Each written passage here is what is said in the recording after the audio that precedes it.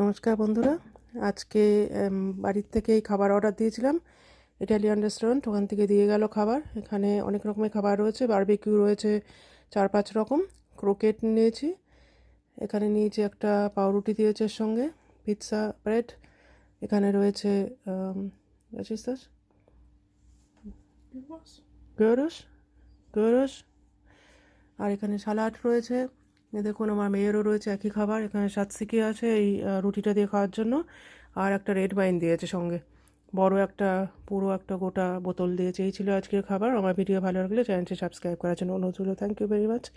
Guten Abend, Freunde. Heute haben wir Italienisch bestellt. Da kam jetzt raus